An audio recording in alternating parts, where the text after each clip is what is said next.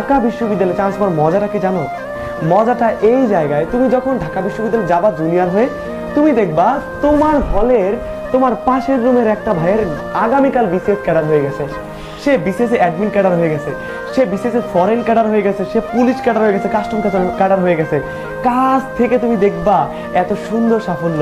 তুমি যখন ঢাকা বিশ্ববিদ্যালয়ে চান্স পাবা, তুমি দেখবা তোমার রুমমেট বড় ভাইটা জাতিসংঘের কোন একটা স্পিচ দিতে চলে গেছে, কোন একটা কনফারেন্সে চলে গেছে। তুমি যখন ঢাকা বিশ্ববিদ্যালয়ে ভর্তি হবা, তুমি দেখবা তোমার পাশের বড় ভাইটা চমৎকার লেভেলের গান করে, চমৎকার লেভেলের গিটার প্লে করে।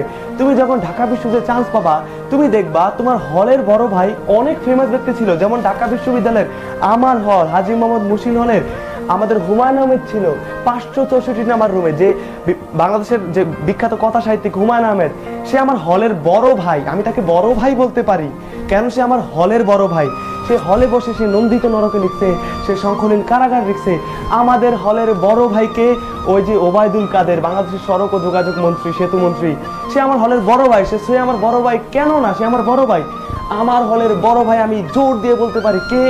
আর যে কিবরিয়া, আর যে অর্ক, আর যে নীরব, আমি বলতে পারি তাদের মতো হওয়ার স্বপ্ন দেখতে পারি, খুব কাছ থেকে তাদের সাফল্যগুলো দেখতে পারি, তারা কি কি করেছে জানতে পারি। তুমি ঢাকা বিশ্ববিদ্যালয়ে ভর্তি হলে দেখো সবগুলো সভা, সেমিনার, গুরুত্বপূর্ণ টক শো, সিম্পোজিয়াম, লাইভ সব ঢাকা বিশ্ববিদ্যালয়ে হচ্ছে, পাবলিক বিশ্ববিদ্যালয়গুলোতে হচ্ছে।